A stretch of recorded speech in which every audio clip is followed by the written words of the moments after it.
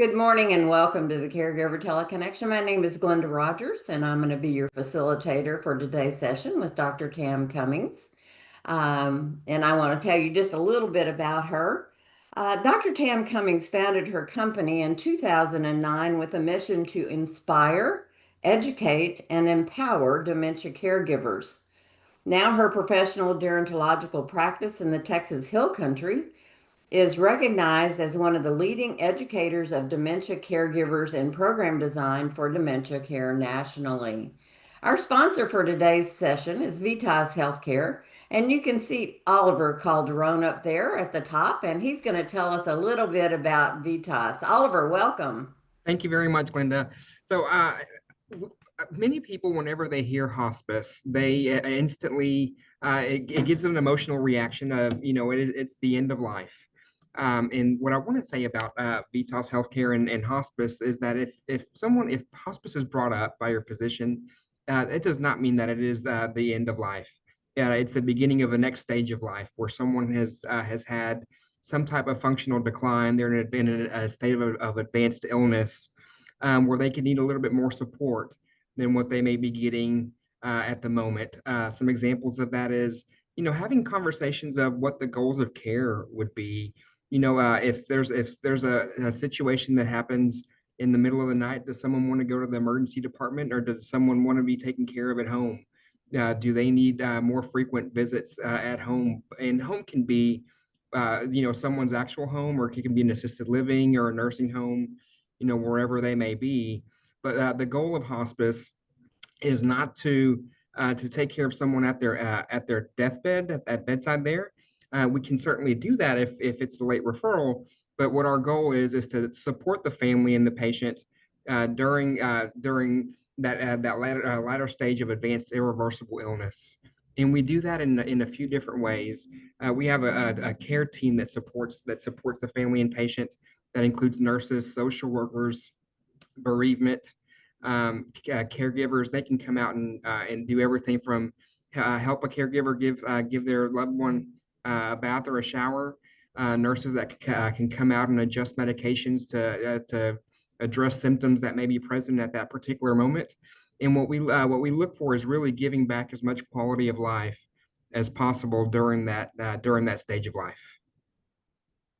Well, thank you for that. And y'all are located throughout the United States, Oliver, is that right? We are a nationwide company, and if we're here to serve anyone that may have questions. Our my number is my number is 214-424-5600. Or my cell phone number is 214-263-4893. Should anyone want to reach out and have questions. Would you do me a favor, Oliver, and pop that in the chat box, those phone I numbers for us? I Thank you so absolutely much. will. I appreciate it. We do Thank you. appreciate hospice and all you do. Thank you very much. Absolutely. All right, let's get going here. We have some messages in the chat box, but I'm going to start off with a email that Tam got before the presentation. This is from Terry. And she says she's been appalled at the advice given by professionals regarding persons with dementia and driving. We've talked about this a lot, but this has a little twist to it. I have a specific question.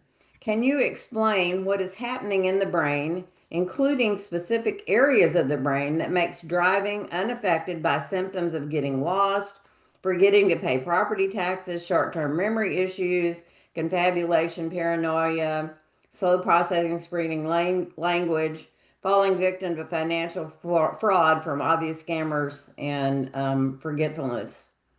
Why are families suddenly believed to possess medical knowledge, allowing them to know when it's time for their person with dementia to stop driving? I'm going to let you go from there, Tam. Well, it falls back on the medical community and not explaining the disease correctly to families.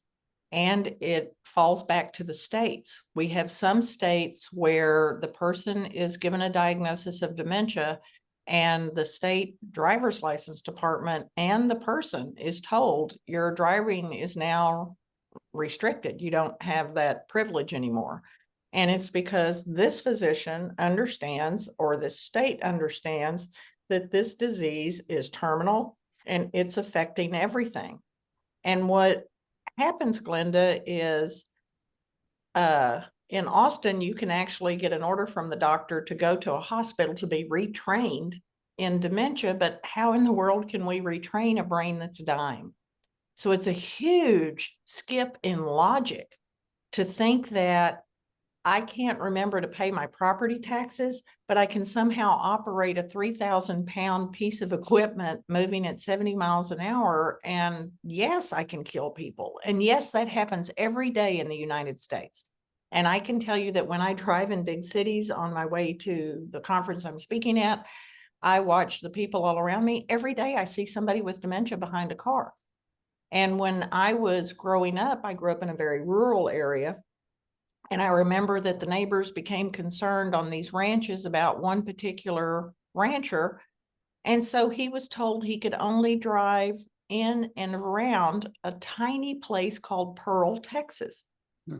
And as a child, I couldn't understand why, if they thought he was dangerous to drive and didn't understand the mechanics of driving anymore, how in the world did they think he would understand where Pearl started and stopped? And so a huge part of it is a failure on our medical teams to treat this like a medical disease and like a brain disease. The other thing is the families don't get that having dementia is not different than having brain cancer. And if I said brain cancer, you would never hand me the keys. And I can tell you, I think I've told you this story before, that my grandfather had brain cancer. And my grandmother, there were ranchers. My grandmother wanted to go see cattle way on the other side of the ranch. And right then my aunt came along and she said, well, she wanted to go see the cattle, but Papa, who has brain cancer, can watch the 6-year-old boy and the 4-year-old boy. And so we go way over to the other side of the ranch and we've called up the cows. We've counted the cows. I fed the cows. Nanny's happy with her cows. And all of a sudden we hear a horrible sound and crashing sounds and gunning car sounds. And here comes my grandfather through the pasture in my grandmother's car. And he went over cedar trees. He went over rocks. He went over cactus. He destroyed her car.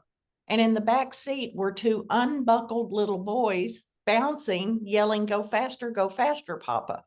Mm. And if it had been dementia, Glenda, we would have immediately screamed at him, been angry with him. Doesn't he understand how dangerous he is?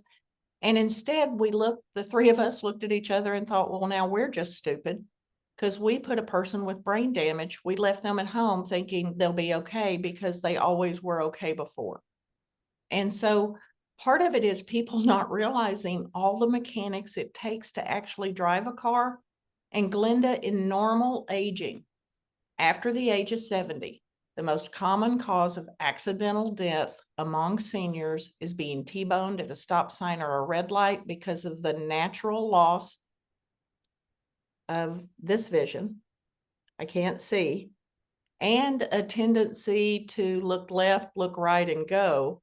And you're supposed to look left, look right, look left, look right, and make sure it's clear before you go. And then, as I have taught nieces and nephews driving, one of the things that I've taught them is don't ever be the first person through the red light.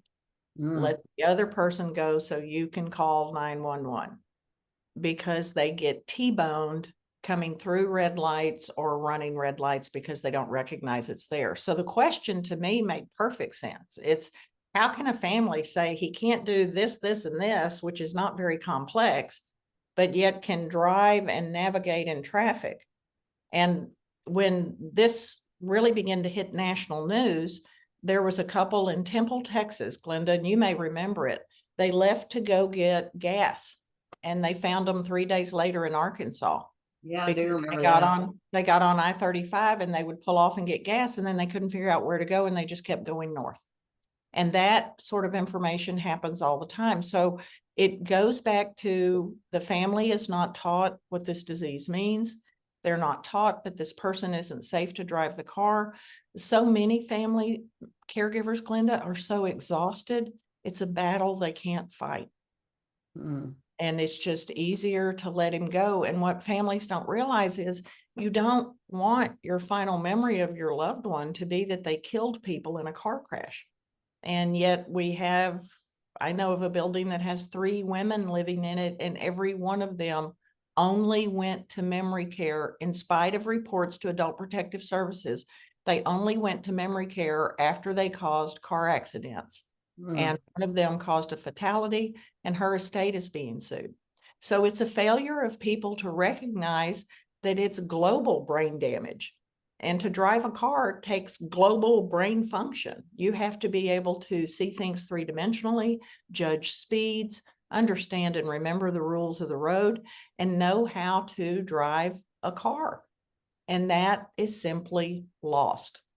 And the reason they can still look like they're doing it is because they've spent their whole lives in cars. You know, we were the group that couldn't wait to get our driver's license.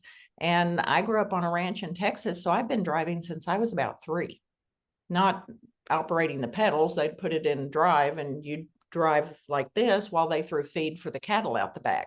And then you would slide down and hit the brake when daddy yelled stop. And so very early, some people begin to drive. And then driving is an independence thing, and families can be overwhelmed that so many independent things they're having to take away that they end up not wanting to fight this battle, or they're simply out of energy. Does that make sense? Yeah, and the postscript to that you didn't mention is that people think, well, we have insurance, but is it not true, Tam, that if you have a diagnosis of dementia, that insurance is going to deny coverage? Yeah.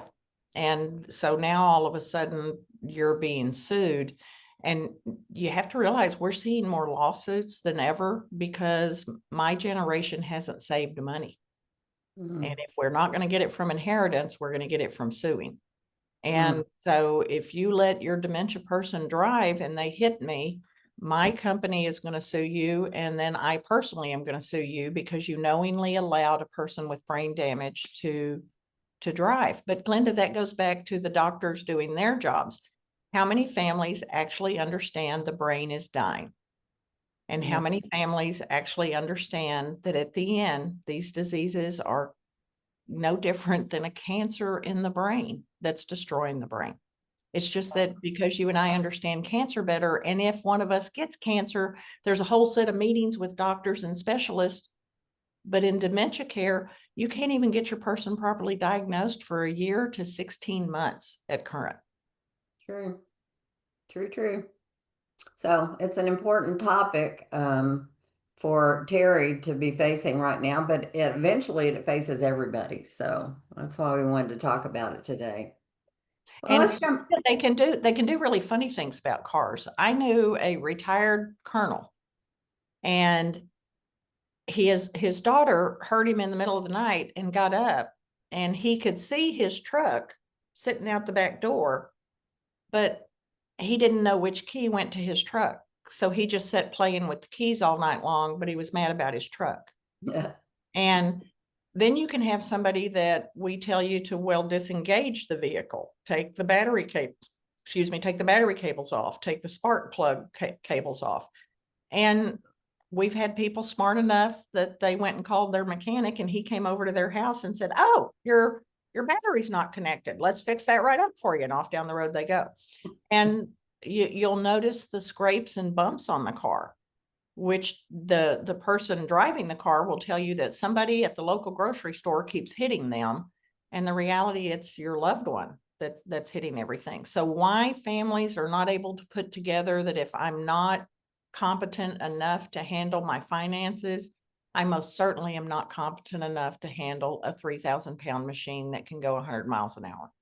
Right. And it's kind of a dice roll because we tell people, don't be the bad guy. Let the doctor be the person telling the individual with dementia you can't drive anymore. You can't always rely on that, but it's worth a try to have somebody else of authority to tell the person, you're not able to drive anymore.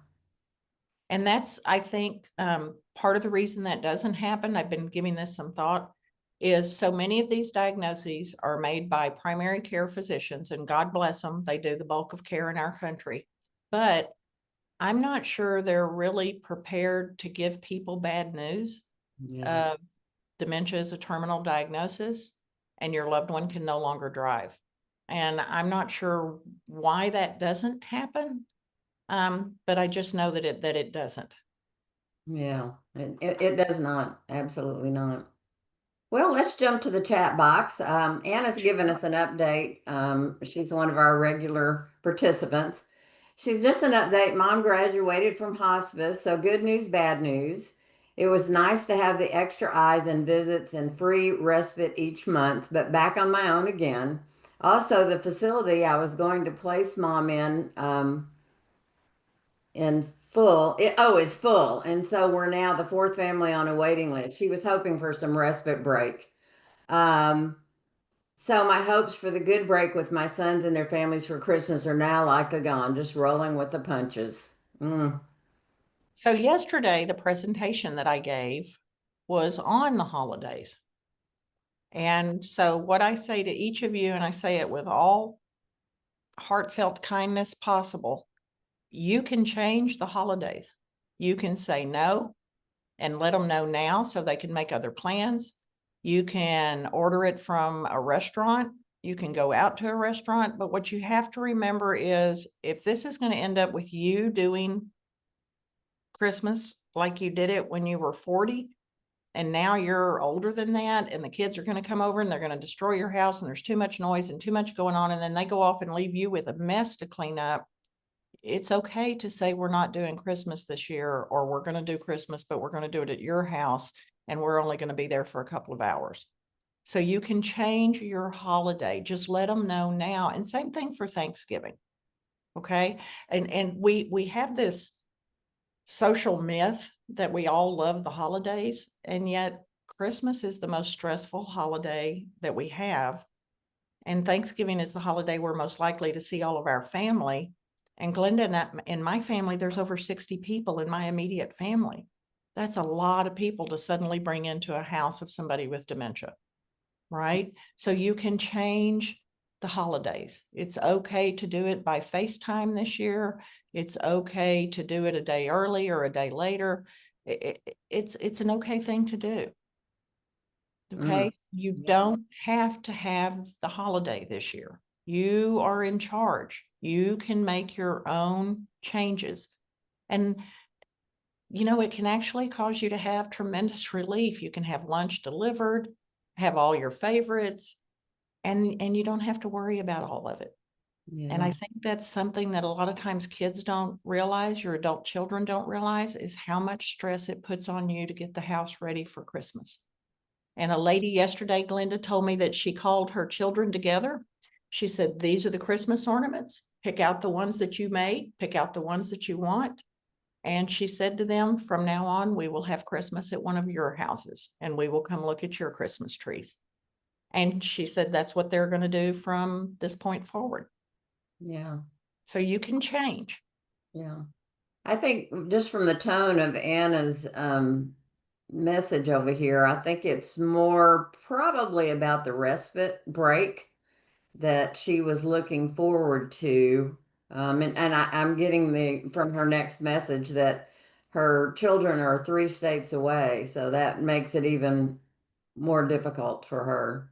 But I think But it's more where about the where respite. is Glenda, where is Anna? Because there has to be another community that can take him for just a few weeks to give her that break. Hey Anna, you wanna come live with us? Hey, Central Iowa, and yes and no.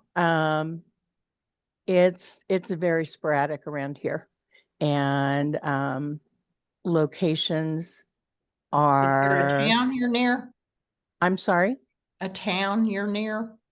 Well, Marshalltown is where we're near, but the big city options are Waterloo or Des Moines, and we're sort of halfway in between both of them.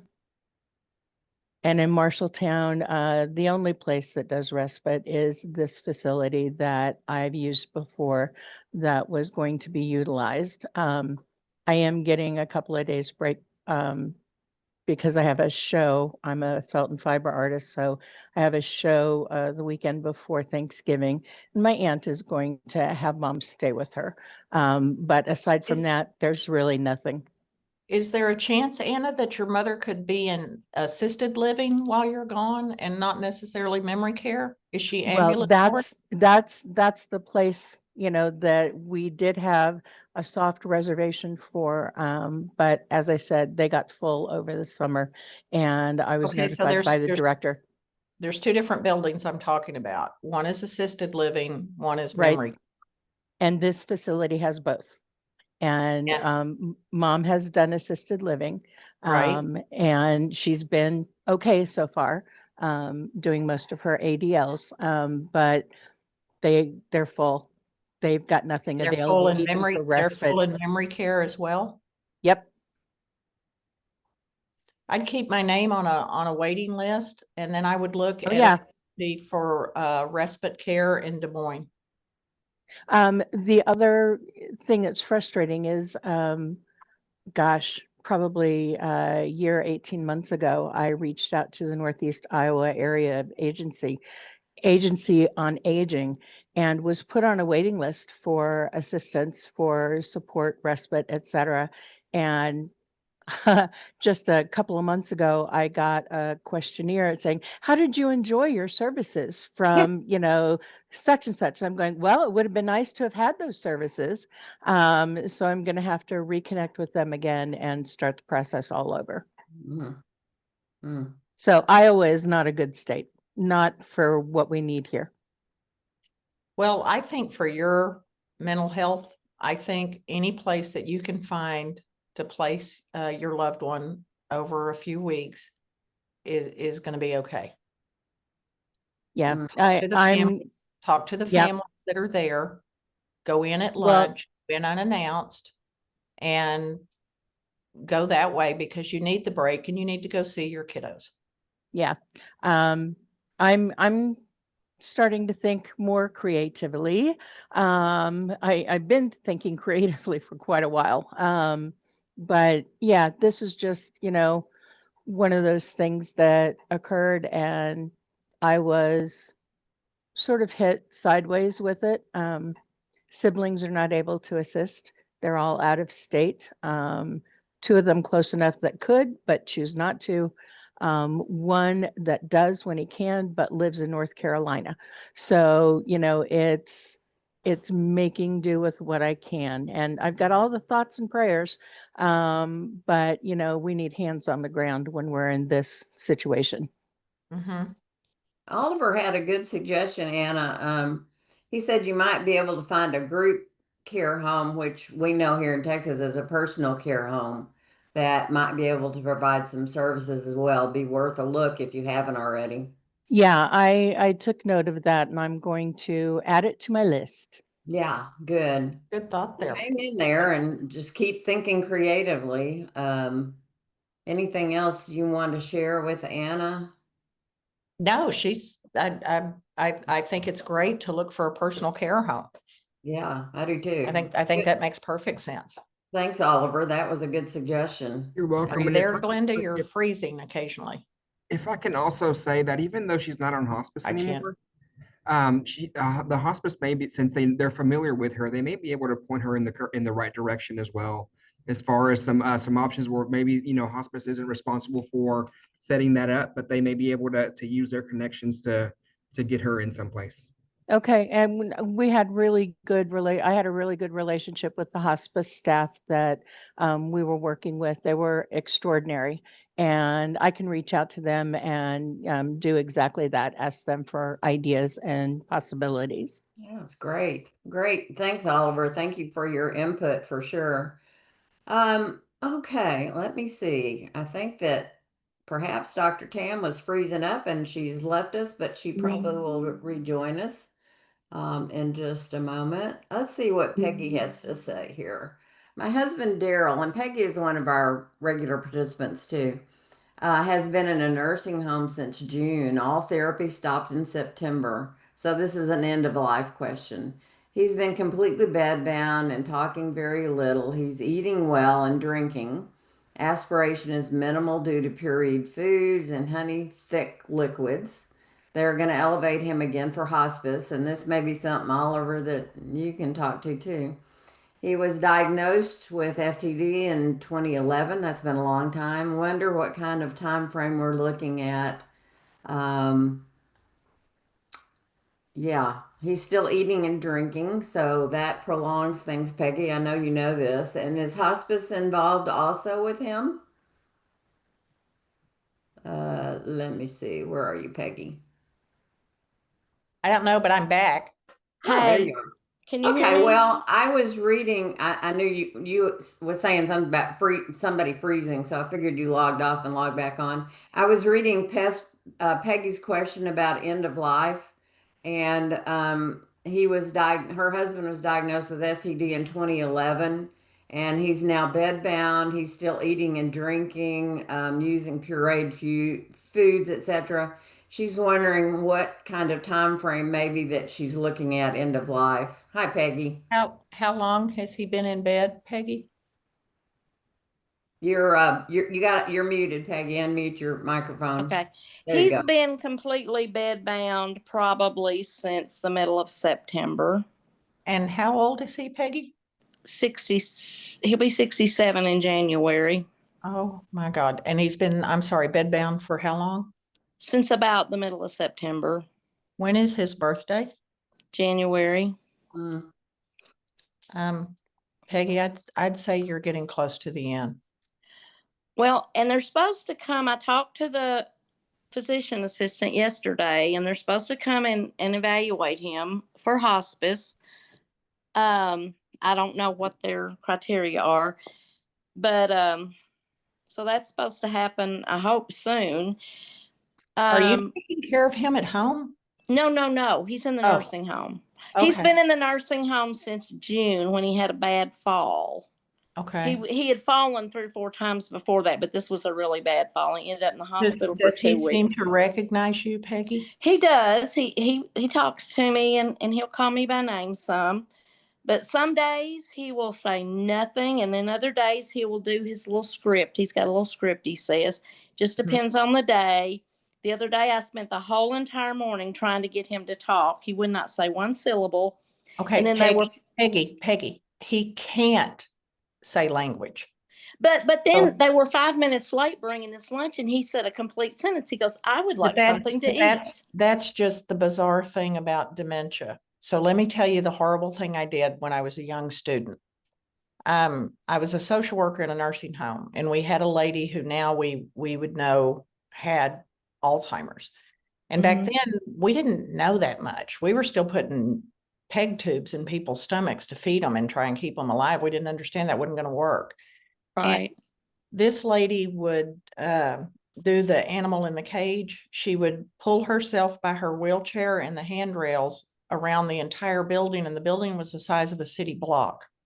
Mm. And Peggy, I spent, I don't know how much time going, Lillian, say Lillian, say Lillian for me, say Right. Lillian.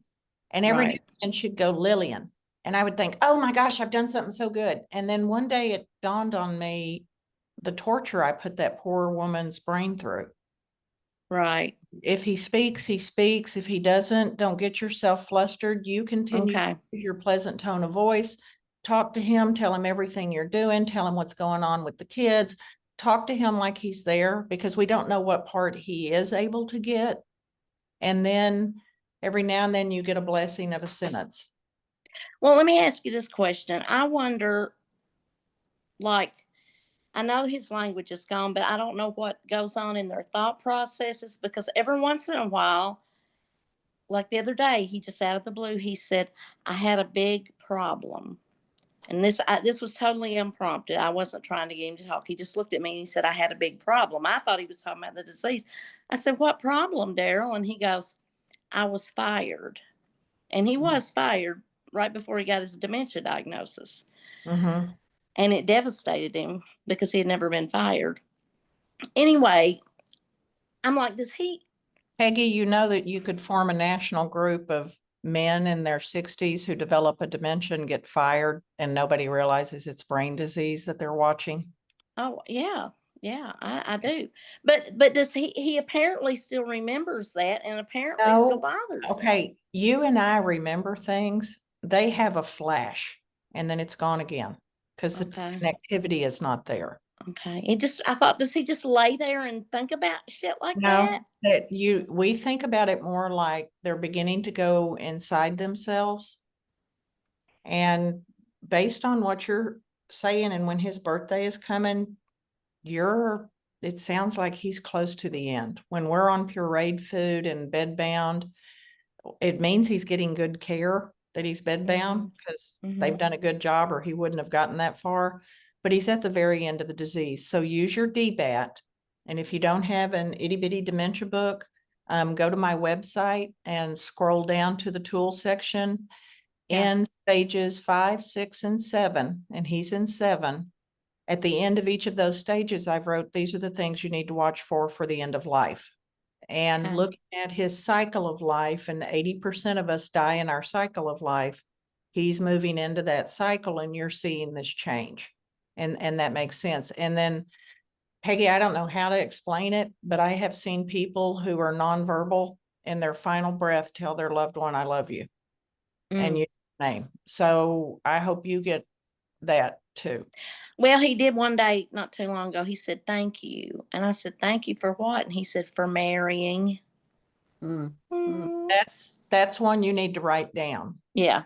Yeah. Remember, you're supposed to keep a gratitude book and a book of where they say stuff that's funny or meaningful. Okay. Right. That's going to be important for you later on. Right. Okay. But you need to prepare yourself and prepare your kids.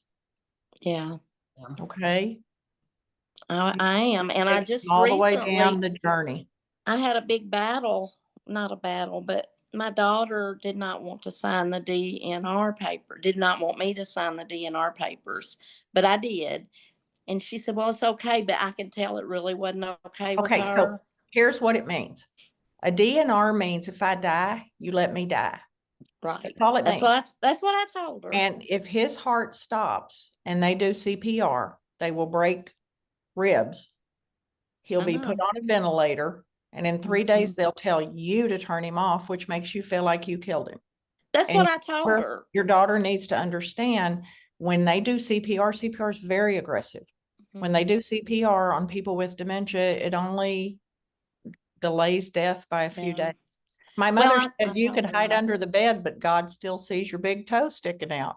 That's right. That's a good one. That's a good one. Mm. Peggy, hang in there. Keep coming. I am. We're Well, here I am, forward to. and it's the whole family thing is an issue, and back to they were talking about the holidays. I'm just gonna go down there. I mean, I go pretty much every other day. It's an hour drive to where he's at, but they're having a meal on Thanksgiving, and so I'm just gonna go to that, and I'm gonna tell my kids that if y'all can come, you can come. If you can't, I'll get together with you some other time. Good for you. Good plan. For you. And Thanks, you be safe, because on Thanksgiving, people are drinking and driving, so you be safe. Oh, I know. I know you can't drink and drive now. You're gonna have I don't ever drink and I don't even drink, but it is mountainous roads.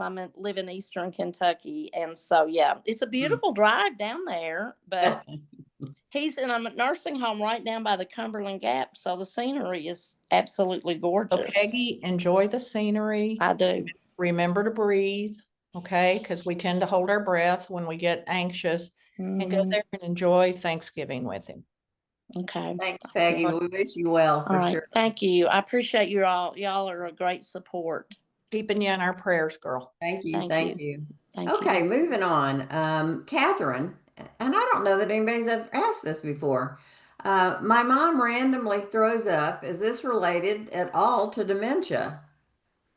No, but I would have she could have a hiatal hernia, which they would need to scope her for. You can also look to see, we would ask you to do like a food diary of when does it happen? What time does it happen? What did she eat? Because people with dementia can develop hyperoral tendencies, Glenda, where they'll put anything in their mouth. And if you're not watching them all the time, they can pick up and eat anything. But I would want to run that by the doctor.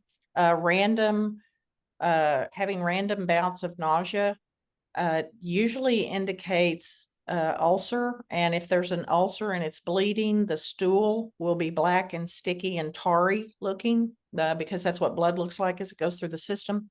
And I would look to see, is there a specific time? Did something happen? What is our medicine? Did she get into something? Is there any kind of link? Because that's going to help the doctor. The other thing that causes you to have random episodes of nausea is a hiatal hernia can cause that to happen, or an ulcer can cause that to happen. No. Can you hear me? Am I on? I don't know. Yes, you are. Oh, sorry. So I have a question. Yeah. So she's in an assisted living home, and it's random, and I have cameras on her because, I kind of want to know. I'm trying to find out when, and I don't even know how often it is. Maybe once or twice a month, maybe. And because sometimes I don't see it, I don't know, because she's like a kid. she throws up, she hides it and throws it. Tries to get rid of all the evidence and whatnot. But she, sometimes I wonder if it's just because she overeats, too, because, they don't know when to stop eating, and they just kind of, I'm always hate leaving things in her fridge, like snacks and whatnot, because I know she's just going to go in there and eat them, and, doesn't stop. Well, that you may have already solved the problem. Okay. But what I want you to remember is she's not trying to get rid of it and hide the evidence like I am when I snuck in and drank all the whiskey in your bar and I poured Coke in there instead. Yeah. She's simply being a good girl and trying to clean up a mess. Right. Not trying to hide anything. She's just trying to clean up a mess and not ask for help. Right. Yeah. No, I get it. And when I am there, and she, you may have nailed it on the head. Yeah. Because people with dementia, their brain doesn't register that they're full because of brain damage. And so if you allow them to eat, they will eat until they get sick. So you might look at what kind of snacks you're leaving and how many snacks you're leaving. Yeah. They're healthy ones, because I know she randomly eats them, but even still, I think she overeats them. So no, I don't care if it's a gallon of chocolate. Yeah. Just as long as she's enjoying it and she's happy. But I would watch how many I put out at a day or at a week and see what happens, because it can literally be that she's eating and then getting sick from that. That's kind of what I would. Good detective work, Catherine. Good job. While you're on, Catherine, and way to go. Go ahead with your next part of your question about your mom being overweight and her knees are hurting, and go ahead and discuss that. Yeah. So, I kind of figured, I know what Dr. Cummings is going to say, that I'm crazy to put her on it. I know, because she's the one who had me get my mom off of a lot of medications. But having said all that, I know she's in pain with her knees because she's constantly rubbing them, and at night she's, okay, constantly. So then we treat that with pain medicine. So use your pain assessment in advanced dementia, and then get ready to go to battle with the doctor, because arthritis in the knees at night hurts. It hurts. And the obesity is a different thing that we're not going to worry about, because if your mother ends up in the hospital, that's just going to give her a buffer, because hospitals are not trained to take care of people with dementia. Yeah. And that's not what's killing her. It's the dementia. So instead, let's treat the pain and not look at the pain as it's because she's obese, but look at the pain because for decades she's walked on these little knees, and these little knees hurt. Okay. So stronger meds. I mean, we already just use your pain ad. It's pain assessment in advanced dementia, and it's all capital letters, PAINND. It's in the back of your itty bitty book. Okay. But that's what you use to see if your mother's in pain, and you're not going to ask her, because we've been taught all our life to say, no, we're not in pain. Right. But also she has brain damage. So how would she know? You notice it because you see her rubbing the knees. Right. Okay. Okay. So she needs more pain medication. Yeah. Okay. Yeah. Okay. No, thank you. You're a rock star, Catherine. You go. Thanks, Catherine. You got a star today. Yay. Yay. I'm gonna back up and go back to Merida's question. And she's her mother's palliative care asked her if they wanted to participate in a new program called Guide. Last time we were together, I had just found out about the Guide program and brought that up because I had not heard of it either. Let me just give you the brief description. The guide model is a comprehensive and coordinated approach to dementia care centered on the unique needs of people living with dementia and their caregivers. Each family is paired with a dedicated dementia care navigator who connects them to vital services such as education programs, support groups, respite care, and transportation. That program originally started in July of 24, but it expanded in July of 25, which is why we're starting to hear about it now. And I understand there's like 330 organizations throughout the country that are funded for this. And so that is my information for you, Meredith. Does that kind of track with what you're hearing from the palliative care people? I would assume so. Um, let's see. Okay, well, at any rate, there is a program out there called Guide. You can look it up by that. Just look up Guide. I was trying to see if I can find a web address. I'll put it in the chat box so that y'all can look it up for yourselves. Thank you. You're welcome. Let's see here. Kathy, I finally got into the Banners Alzheimer's Institute in Phoenix. Took forever. And they gave my husband two tests, MOCA, M-O-C-A, score 10, and the MMSE, score 19. How would you interpret that? They also put him back on Zonoprazole, 5 milligrams to start. He was on it for 2 years ago for about 1.5 years and didn't like the dreams. And we felt it stopped working, so stopped using it. But now starting over, not sure. He's stage 5, I believe. Well, it's too late for the diazepam and the nightmares. A lot of people don't realize one of the side effects of Aricept is night terrors. And they don't realize that. And that's really scary for people to have. What was the rest of the question, Glenda? Talking Just the test- about just how do the you interpret testing, the yeah. MOCA and the MMSE? Yeah. The MOCA is the Montreal test, and that's an Mhm. actual appropriate test for dementia, and he failed it. The MMSE is an orientation test that the insurance companies want used. Otherwise, they don't want to pay for the visit. And a person with dementia can pass the MMSE because it's an orientation test on average 5 years when they would fail the MOCA or the SLUMS test. He is, based on what y'all just said, that's a stage 5 person, and the medications don't have any effect then. There's too much brain damage, especially if he didn't have a good response to it before. Yeah, that was my gut feeling. And he's starting to fall too. So now all the focus is on controlling his falls. And Okay, so you can't control the falls. They're part of the disease and happening because of brain damage. But you can, if he's in the home, we remove the rugs because you don't lift your foot as high as you age. You tend to start shuffling.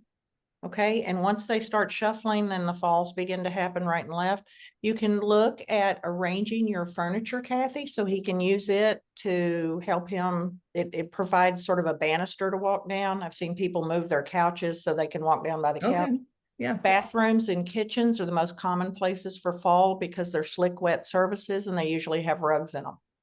Okay. So Now, look at how to, is he at home? he's home still, yeah. Okay, look up how to protect a spouse from falls in the home, and they may have some other ideas. So he's only on the 5 milligrams. He's only been taking it now for a week or two. Can I just abruptly stop? Let the doctor know, but you can pull it. And then the Okay. disease will progress at its regular state. When he was actually on it, if they had left him on it, the theory is that the dementia would progress, but it wouldn't get this advanced.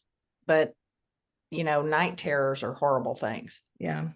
Yeah. One other thing, if you don't mind, one of his falls recently ended up, he had to have he got a bump on his head, so he had a CT scan. Mhm. And he was fine. He didn't have any bleeding on the brain, but they picked up an enlarged thyroid. So they just did an ultrasound on him, and he's got some nodules. And I guess one Mhm. nodule is very concerning, like it's large and Mhm. misshaped and very concerning. I started going down the whole path, like, here we go. How do I start handling these kinds of situations? I think I'll go ahead and get the biopsy to see what we're dealing with.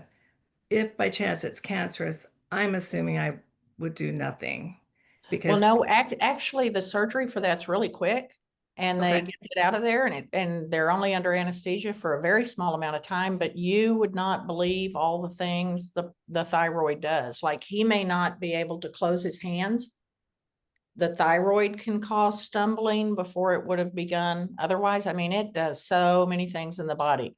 So usually they just go in and remove the nodules and then biopsy them once they're out, but they go ahead and get it out. okay, so don't be worried about that. Don't be worried about that. Okay, very good. Thank you. And then they'll put him on Synthroid. If it ends up that they remove the whole thing, they'll add Synthroid to it to make up for what the thyroid does. Okay, thank you. Great advice. Okay. Thank you. Good job. You're doing a good job, Kathy. Thank you. Thank you, Hang in there. Kathy. Catherine, I see your message. I'm going to come back to you because I'm going to move forward a little bit. Cheryl, I recently put my mom in an assisted living facility after living with us for 2 years. The assisted living facility is close to our home, very elegant, clean, and sister lived there. After 6 months, I'm learning how mean my aunt, no dementia, is. My aunt says things in front of mom like, she's completely lost her mind. You look like a big fat snowman, and on and on and on. Any Sounds to me like suggestion? an aunt has dementia. Something. No, that's exactly what that sounds like. If I think it, I say it. And one of the first areas injured is the frontal lobe. And the frontal lobe is that filter that stops you from saying every little mean thing you've thought today. So aunt could have depression, she could have anxiety, or she could have dementia. And Glenda, you know how we have a family member who's sick and everybody starts focusing on this family member and nobody notices that, oh, by the way, this one is also sick. It's just a different stage. Sounds like the aunt's earlier staged, and it may be a different form of dementia. But what you're describing doesn't sound like mean, nasty person. It sounds like dementia. Hmm. Hmm. Hmm. Unless she's always been a mean, nasty aunt. And I have one of those too. And you and I can. Yeah. Cheryl, what are your thoughts? Well, I'm finding out that that's how she's always been. So none of my cousins, none of her family comes to spend time with her. And I am now learning that that's why, because she's always been a mean person. So And look up personality disorders and see if any of those seem familiar to you. She may have an untreated mental illness, but if she's saying things like that to your sweet mom, then she doesn't need to go visit. yeah, well, yeah, they live, like I said, I found this place, so they're next door to each other in the same ALF, assisted living. Oh, It just worked out. My aunt was there and I was like, I can't care for my mom any longer. And this was a brand new build, beautiful place, a mile from my home. My aunt was there. It just like, oh, this is perfect. So I put my mom in there. And it's like my mom's being tortured every day. so I would talk to the administrator and the director of nurses about getting your mom's room changed so that they are not right next to each other. I would also ask them, is it time for your mother to be in memory care? Because that moves her to a different part of the building that your aunt can't access. Yeah, and they don't have memory care there. It's just ALF. And Okay, then I would see yeah. about, we need to get their rooms changed. Now, Cheryl, if you have the itty bitty book, or if you've got on the website, go down to the tools section, look at the brief psychiatric rating scale, Okay. see if it matches your aunt. And Okay. it part of it sounds like your aunt needs an antipsychotic, and part of it sounds like she's just got a dementia. But with a lifelong history of this, it may be something more like a personality disorder or another mental illness, and she may need an antipsychotic and they just don't realize it. So the brief psychiatric rating scale is what the doctor is looking at when they give someone an antipsychotic, and just a mild antipsychotic may take that edge off her and make her more pleasant. Oh, okay. Well, Okay, but I'd that get would mom be to her vote. family though, right? Get them. Yeah. Show it to them. But I would definitely get my mother moved to another room. And what about they have a common area to do activities, to eat. And so I've been leaving my mom, and I try to show up as much as possible, bring my mom's food into her room, but now she's like isolated. That is really, really tough. I hate to say it, you may need to move your mom to a different facility. And you need to understand that these brand new facilities that look so beautiful are Mhm. built that way to fool you and to make you feel better. And in the Mhm. average building in the first year, there are 9 directors of nurses, there are 7 administrators, and there is no team. So you might look at moving your mother to a different place to protect your mother's mental health because nobody should be attacked like that. If your aunt was doing that to another resident and you were in Mhm. charge of that aunt, you'd be getting phone calls that you need to either let them medicate her or you need to move her. Yes, yes. Okay. And if you don't have Okay. the authority over her, Cheryl, look for a Mhm. new community Okay. and look for memory care, Cheryl, so you don't have Mhm. to make any more moves. Okay. I just don't want her locked up. That's, And yeah. Cheryl, they're not locked up because we're bad people. We have to have them in a secured building because they're a danger to themselves and they're a Mhm. danger to others. They're Yeah. themselves because they can walk out and walk into a pond and drown. They're a danger to Mhm. themselves because they can walk out and walk into traffic. They're a danger to others because they can get behind the wheel of a car. Yeah. So it's Yeah. not that we're locking them up. They're not in prison. I mean, you can come get mom and take her out for lunch. You can Yeah. take her home on a weekend, but I would get her away from mean aunt. Yeah. That would be like the third ring of hell for your poor mama. Right. Right. Okay. Okay. Thank you so You much. go get them. You can do this. You can do Okay. this. Put on Strong. your beanie hat, Cheryl. Thank you. Thank you. Okay. Thank you. Bye. All right, we're going to circle back around now to Catherine. As if she doesn't have enough on her plate already, she has a friend who's 55, and this goes back to what we were talking about earlier. Just over a year ago, she was unexpectedly fired from her job. She was an editor and had done this type of work for over 35 years. She was surprised that she was told she wasn't doing her job. And she goes into a lot of things. Her mother died of Lewy body, seeing a psychiatrist, giving her happy pills. But I think Catherine's concern is that she needs to be evaluated for a dementia diagnosis. And there's obviously some resistance to that idea. Well, Well, am I on the thing? Yeah, the biggest thing too is that her psychiatrist says, "Oh, well, you're depressed. Let's treat that first." Well, it's been over a year now that she's been out of her job, and what scared me is when she said she couldn't even read right now, and so I gave her the slums test, and she scored an 18, which, honest to God, I didn't think she would score that low. We both didn't. She was in shock, and I was in shock, and I'm like, but she came to me because I'm going through this with my mom, and she helped me because her mom died before my mom, and she was a big help to me. Well, she kind of knows the answer. She has it, but she doesn't want the formal, but I keep telling her there's things, there's pills that could maybe, like, you could, it's not going to stop it, but it could maybe slow it, so get on them. You're young, and I'm in a study with RAP. I don't know, Wisconsin Research of Alzheimer's Prevention. And I told her to go to that because she could qualify for that RAP study and get all her, I got all my scans done free because they wanted them for the study, the MRI and the, well, and she also needs a diagnosis so that she can get 100% disability. oh, And there is, when you're helping her with this, Catherine, before they say early onset Alzheimer's, they have to rule out frontal temporal dementia. And remember, there's 9 types of frontal temporal dementia. And so in the tools section, we have the frontal temporal dementia staging tool. And the website you want to go to is theaftd.org, which is the Association of Frontal Temporal Dementia.org.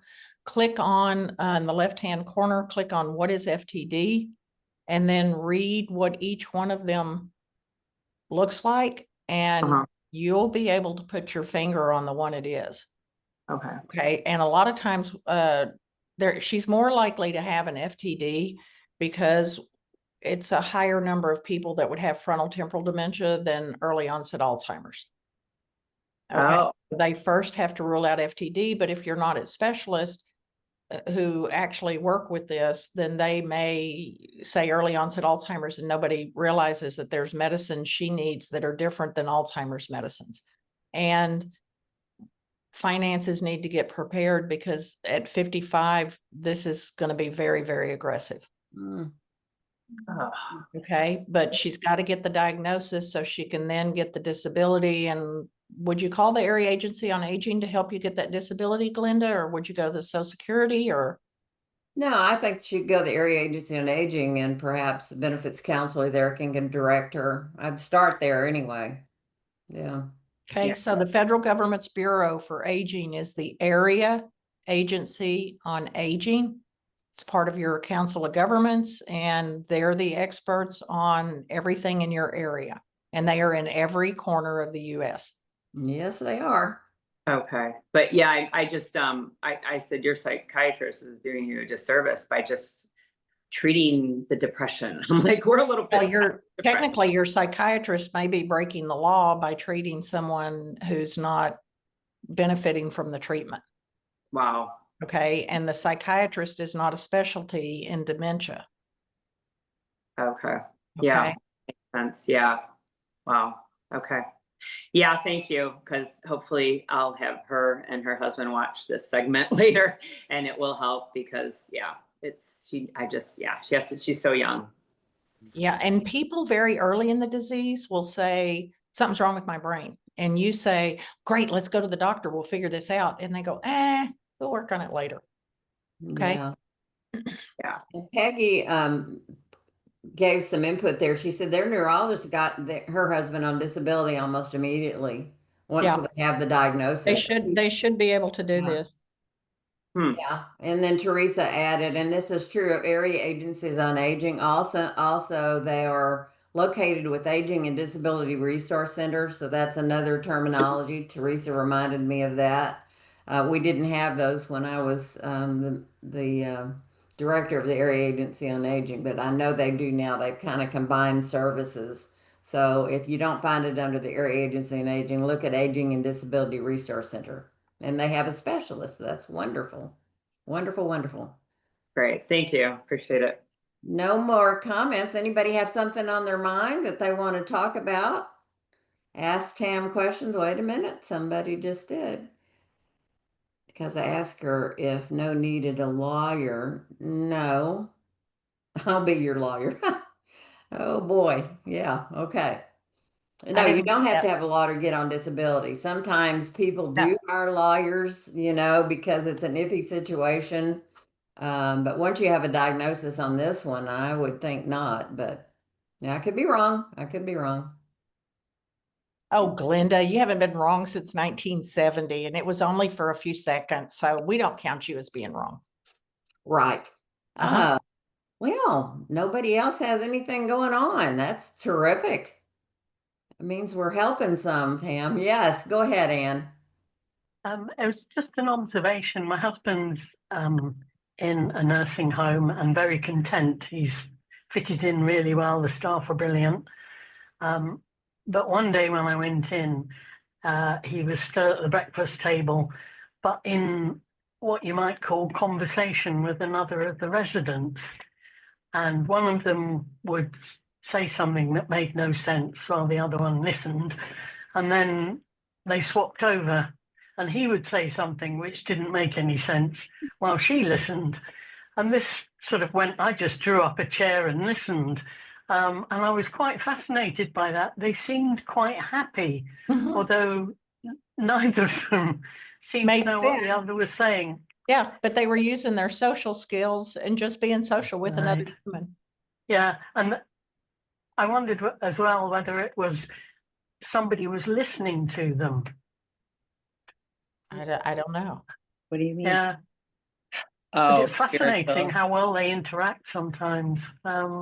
It's astonishing. Well, you find those little glitches in the brain where it suddenly makes a connection, and it can fool you into thinking that something else is going on, and it's really just a tiny connection that was made for a second and then it's gone again.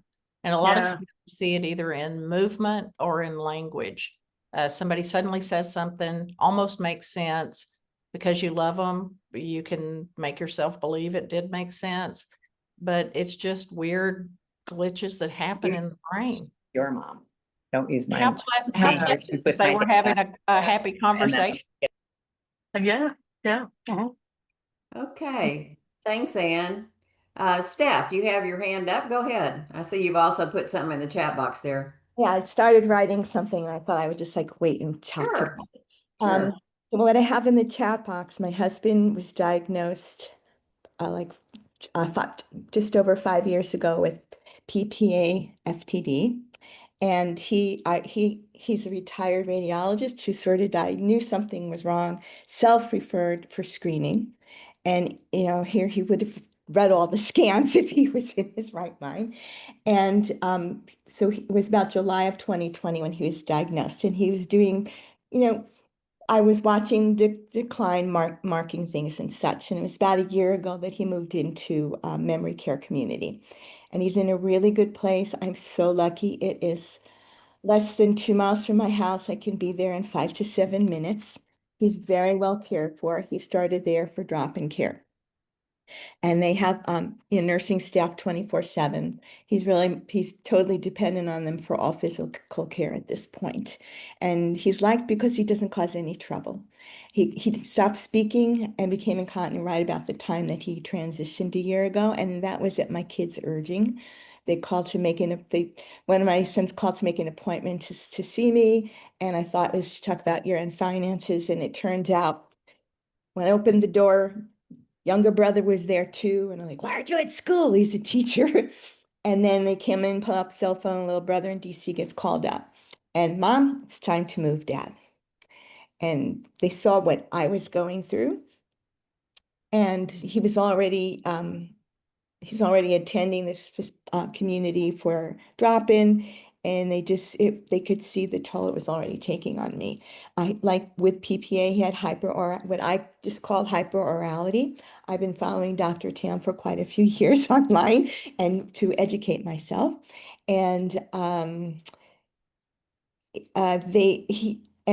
a hyperorality, we all had to be hyper vigilant wherever we were because everything and anything went in his mouth. And got to the point the last couple of months where he could not be left in a room alone anymore because of what he would get into. It's like a toddler. I call this aging backwards as you start to lose abilities.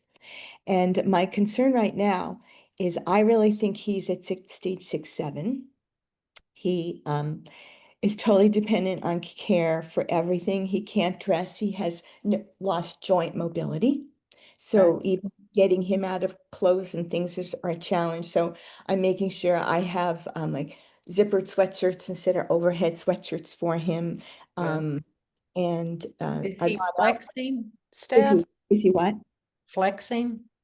Not much. He's very, very stiff. And he may well have Parkinson's because I know you can have more than one issue at a time. But he Well, like he has Parkinson's. in late stage, some people will flex, which means the arm you can't move it. And if you try to move it, you can actually break their bones.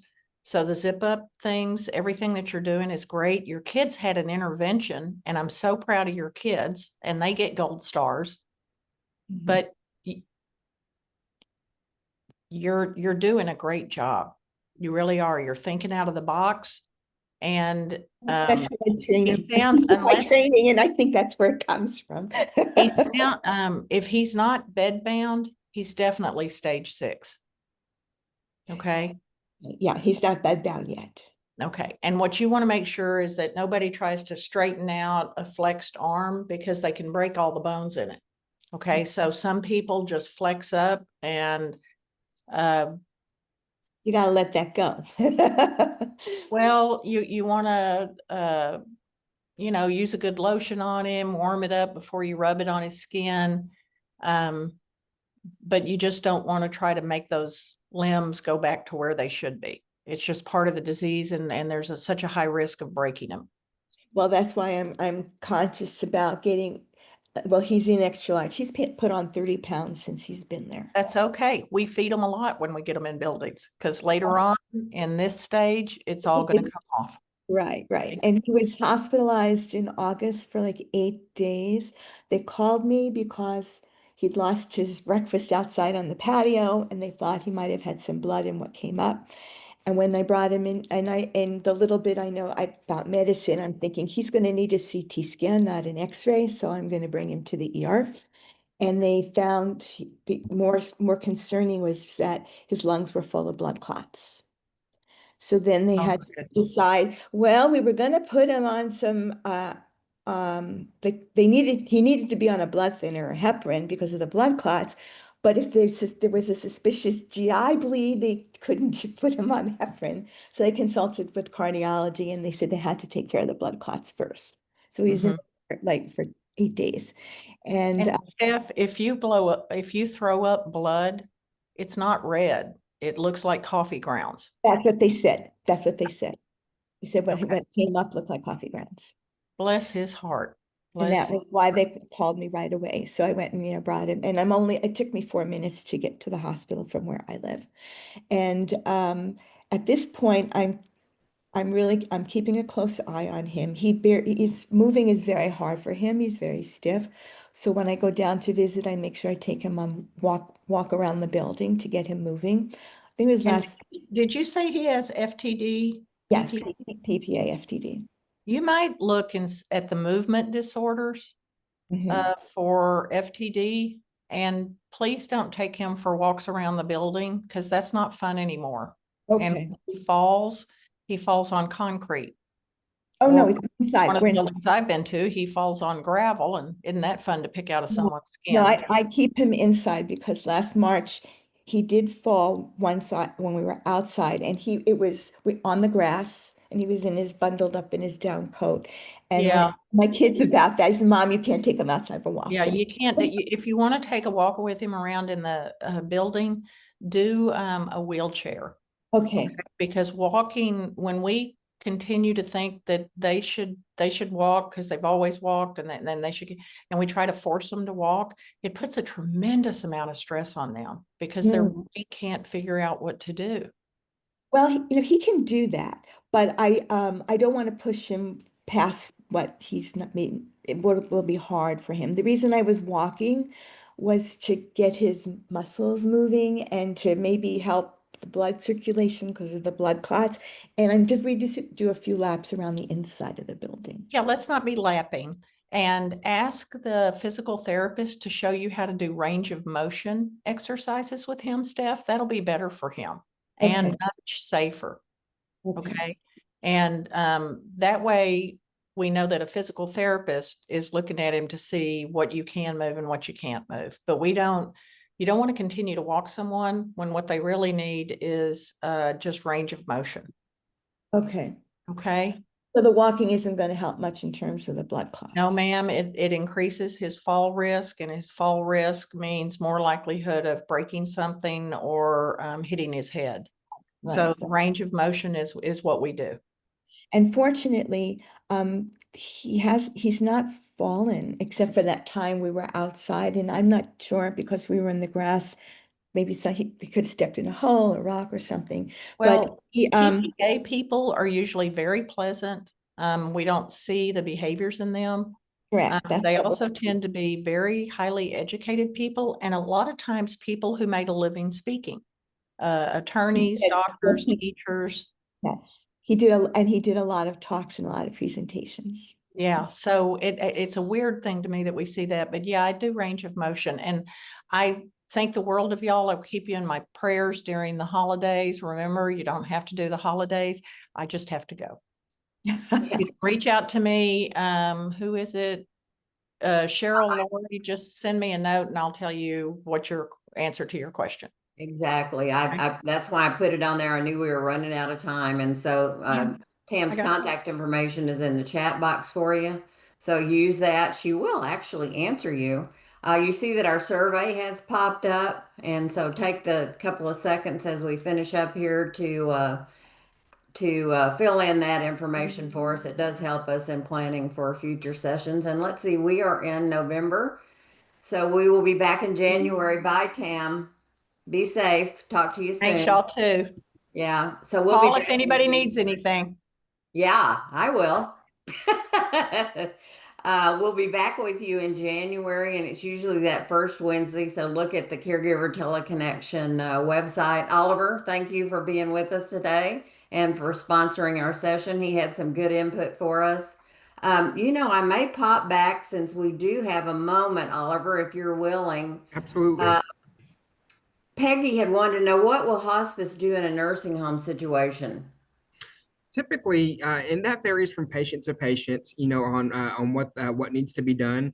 But typically, whenever hospice comes into someone that's living in a skilled nursing center, is we supplement their care, additional nursing staff, and to the caregivers that go in, the CNAs that go in to provide the bathing and the personal care. They're looking with a different set of eyes. Whereas the nursing home is more looking just to make sure that someone is clean and well taken care of. Hospice is looking more of, what is different about today than the previous time that they visited, which maybe been the day before, a couple days before. Are they grimacing? Are they is there, has there been a change? And our goal is to catch something that may be coming up before it becomes a crisis. Something like that is somebody, having more pain? Does somebody have an injury that wasn't noticed before? How does their skin look? What's their agitation level been? And really working with the nursing home team to make sure that they're well taken care of, Yeah. that their quality of life is as best as it can be under their circumstances. They'll also provide all of the medical supplies and medical equipment that he may need. Yeah, yeah. So they're a wonderful adjunct to what you're already getting in the nursing home, right, Oliver? It's just adding on top. So It that's is. good. More service. It is, and it's more eyes. There's, it's a with hospice you get a full team, so there's about 6 different sets of eyes that are being put on them, and they're with it, and it's a different scope of looking for decline, seeing what we can do in that moment, addressing a symptom, as opposed to waiting until someone ends up in the hospital. Right. And don't you offer support to the caregiver also? Absolutely, absolutely. We have a psychosocial team. Hospice, and every hospice has a psychosocial team that'll work with the caregiver, and just answer a lot of the, is this the emotional questions that come along with it? Many times the spiritual questions that come along with it, and medical questions as well. That's right. Yeah. So just because that person's in a nursing facility, don't think that you can't use hospice services. You can. Oliver has demonstrated that well.